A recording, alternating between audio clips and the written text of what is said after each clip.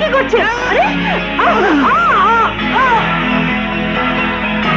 জয়, জয় কোথায় যাচ্ছিস?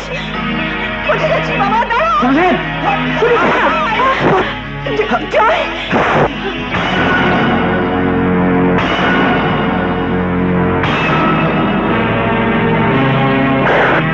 তোমার এই উদ্ধত চাবুক আমি বাধ্য হয়ে ঠেকালাম ড্যাড, কারণ তোমার অত্যাচারটা দিনকে দিন বেড়ে চলেছে। এর প্রতিবাদ হওয়া দরকার। কোথায় যাচ্ছ? আমার বেঁচে থাকার আশা যেখানে আছে সেখানে। যে জাহান্নামী যাও, জেনে রেখো এ বাড়ির দরজা তোমার জন্য চিরতরে বন্ধ। এটা নতুন কোনো খবর নয়। নতুন খবর এতদিন পুত্রকে পিতাত্যাজ্য করেছে। আজ দুনিয়া জানুক পুত্র পিতাকে ছেড়ে যেতে পারে। হ্যাঁ? জয়, জয়, ছেড়ে দাও, ছেড়ে দাও আমাকে। জয়, যাসনি বাবা।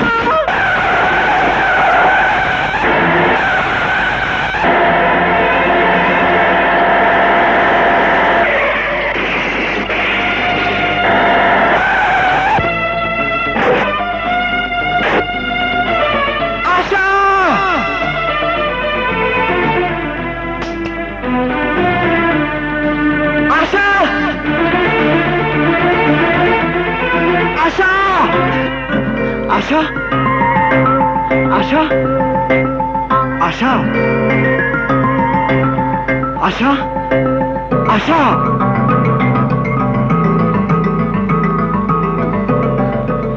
আশা, আশা। জয়, জয়, জয়।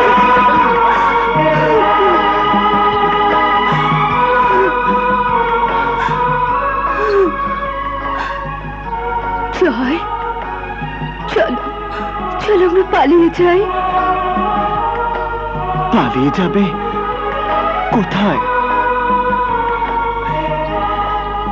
যেখানে তোমার বাবা আর আমার বাবা মার শাসনের রক্তচক্ষু নেই। সেই জায়গাটা কোথায় আশা? এইখানে। বাবা জয়, বিজয়ের আনন্দ কোথায় বলতো? বিজয়ের আনন্দ প্রতিপক্ষকে হার স্বীকার করানোর মাঝে। ঠিক বুঝতে পারলাম না। ভালোবাসলে মানুষ বোকা হয় শুনেছি, কিন্তু এতটা হয় জানা ছিল না। আর ভালোবাসায় অন্ধদের গল্প জানেন? ভালোবাসায় অন্ধ হয়ে নাসু নামের এক মহিলা আজ থেকে 18 বছর আগে হিজলতলি গ্রামে দিনে দুপুরে গলায় ফাঁস দিয়ে আত্মহত্যা করেছিল। তার গল্প জানেন? রাজা, নইলে আমি। কি ভাবছেন মিস্টার ফিরোজ মামুন? হ্যাঁ, না কিছু না। সারা হিজলতলির লোক জানতো গল্পটা। আপনি বোধহয় ভুলে গেছেন। ভুলিনি, কিন্তু তোমাকে আমি কিছুই বলতে চাই না, কারণ তুমি না বুঝতে পারবে ফিরোজ মামুনের কথা। আমার এই বুকের ভেতরে 18 বছরের জমে থাকা কথাগুলো আমি সেই দিন বলবো যেদিন তোমার এই ফিরোজ চাচার কথা তুমি বুঝতে পারবে। আজ শুধু বলবো, এইভাবে তোমরা চেও না। আমাদের দিন, তা না হলে নাসিব জীবনের ওই গল্পটা আমাদের জীবনের গল্প হয়ে যেতে পারে। জয়! রাজাকে আমার চেয়ে বেশি কেউ চেনে না। পালিয়ে গেলে ওই গোয়ারটা তোমাদের জীবন নরক বানিয়ে ছাড়বে। আপনিও কি মনে করেন আশার জীবন থেকে আমি সরে দাঁড়ালে সমস্যার সমাধান হয়ে? জানি না। তাহলে সমাধানটা কোথায় বাবা? জয়কে নিজের পায়ে দাঁড়াতে হবে। আপনি কি ভেবেছেন ড্যাডির বিলাস প্রাচুর্যে জোরে আশাকে নিয়ে আমি ঘর বাঁধার স্বপ্ন দেখেছি? ড্যাডির ওই বিশাল সম্পত্তি আশার ভালোবাসার কাছে তুচ্ছ, অতি নগণ্য। তোমাকে নিজের পায়ে দাঁড়াতে হবে জয়। ঠিক আছে, আজ থেকে 6 মাসের মধ্যে নিজের পায়ে দাঁড়িয়ে আশাকে আমি এ বাড়ি থেকে নিয়ে যাব। কিন্তু ততদিন আশা আমার কাছে তোমার আমানত হয়ে রইল জয়। কিন্তু জয়, তোমাকে একটা কথা দিতে হবে যে বাবা। বলুন। যাও আশা, ভেতরে যাও মা। এখন কথার মধ্যে তোমার না থাকলেও চলবে।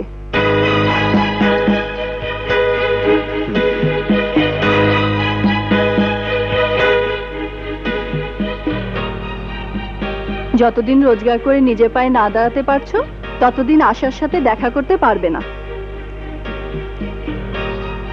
ঠিক আছে, তাই হবে। আপনাদের শর্ত আমি মেনে নিলাম।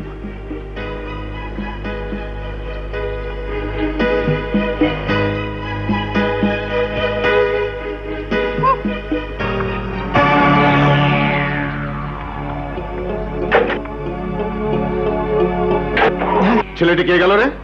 বেয়াদব, আমাকে সালাম পর্যন্ত দিল না। কার কথা বলছো? এই যে এক্ষুনি বেরিয়ে যেতে দেখলাম।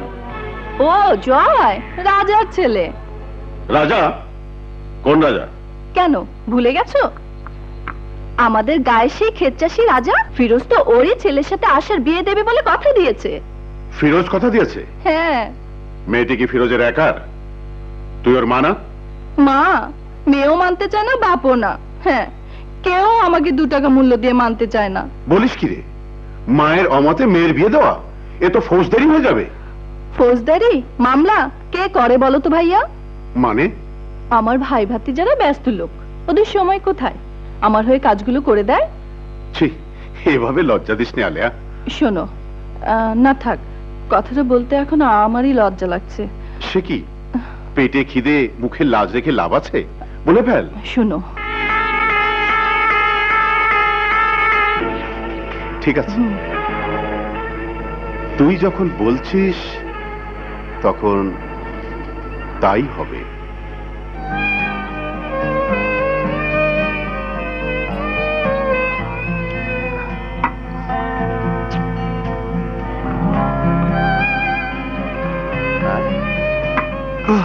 পেলে কি? চাকরি বাকরি, কোনো ব্যবসার ফন্দি ফিকির, কত রেখাটা কোনো পরিশ্রমের কাজ?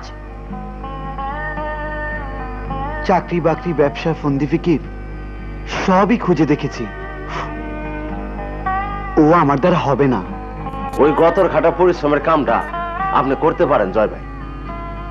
ঠিক বলেছিস তুই। আমিন কনস্ট্রাকশনে কাল সকাল থেকে লেগে যাব। আমরাও লাগবো বন্ধুর বিয়ের পয়সা জোগাড় করতে। আমরাও পরিশ্রম করব, ইট টানবো, বস্তা মাথায় নেব, পাথর ভাঙবো।